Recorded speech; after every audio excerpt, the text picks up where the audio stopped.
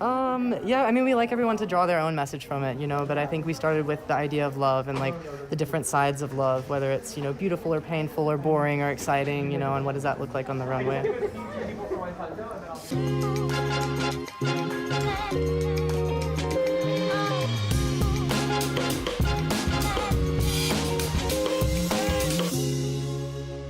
How do you translate love when you are creating the outfits? I think it's thinking about the different aspects of love, like the beauty of love, the pain of love, the sexiness of love, the boringness of love, and like how all those different ideas translate into different garments.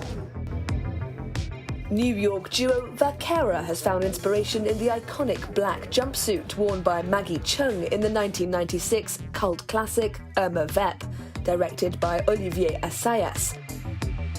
Their ready-to-wear collection for next winter revels in the art of seduction, the conflict between what's shown and what isn't.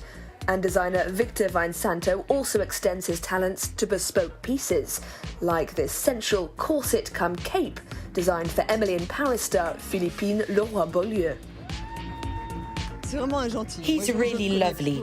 I don't know him very well, but he's so lovely, so enthusiastic. He really pays attention. He's got a wonderful future ahead of him. He's extremely creative. For me, he's like a younger Jean-Paul Gaultier. That's who I'd compare him to. No surprises then that he learnt a large part of his trade from Jean-Paul Gaultier himself. Welcome to the very modern world of bondage-inspired fashion. I don't really know where it came from. It's more of a feeling. For example, I'm inspired by the film Chicago. I wanted my women to be dramatic, each of them a different character. I like evoking the idea of murderesses, but we never really know who the killer is. You see, I just love telling stories. Life and death are constant references in this collection. So too is sex. Absolutely, and it's completely normal. Often today I feel like it's become taboo, and that's a shame because, well, there's absolutely no need for sex to be taboo. For me, that's logical. And I really like that sexy side of things. It's about confidence. But of course, you can also be very sexy in something oversized. For me, sexiness is about attitude. It's so sexy, really sexy, torrid, and also mystical. It's almost like the meeting of a witch and a fairy. And the technique is great too, that tailoring. These clothes really make sense as far as wearability is concerned. And while, yes, some pieces are definitely over the top, the sort of things that Bilal Hassani, the performer, might wear, there are also some great oversized hoodies that I can also see myself wearing in everyday life. It's a really wonderful collection. Perched on the front row, the Australian artist and lingerie designer Michaela Stark.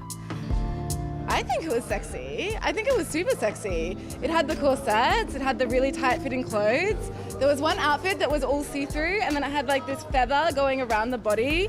I think that was so sexy. I'm a designer, and I would have loved to do something with that outfit and play with all the nudity and like the shadows on the body and everything. Yeah, it was a very sexy collection. We meet Stark again at designer Vincent Pressiat's show. This time she's making an appearance in the show, wearing a corset she's made herself. Stark believes women should be free to express themselves with their bodies and often appears in public topless. But Instagram isn't so understanding. In her new account, she has to blur her nipples. It's awful, yeah. Something worth fighting, I think, at the moment is censorship and censorship of women's bodies in particular. But that's why it's so fun to do shows like this, because it doesn't matter. You're in the flesh, in the normal, like everyone can see you in real life. You can have fun with it, regardless of Instagram. Designer Vincent Pressiat was born in Besançon in the east of France. His grandfather was a tailor, and his first mentor, John Galliano. It's a collection based on the 1940s, mixed with influences from the Nordic countries. I'm talking specifically about Norwegians living in the mountains in the 1900s who wore these traditional outfits, and that's what gave me the idea of these really high shapes, those really big suits. It's all about contrast. And all of these pieces can be worn in multiple ways. For example, there are dresses that have a lot of press studs. So actually one dress is actually 8 dresses. It can be worn in 8 different ways. With sleeves, without the roll neck, with the roll neck. Basically, you're a winner however you choose to wear it. Buy one, end up with 8. This season, a particularly moving expression of love came in the form of an exhibition called Love Brings Love, an homage to designer Alber Elbaz from 47 designers who each dedicated a look to the project.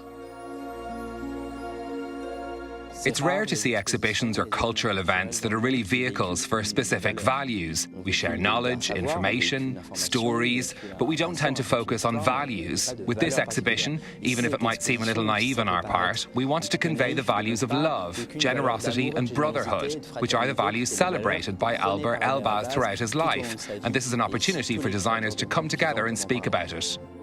Fashion is, of course, about business, but at its very best, it's also about love.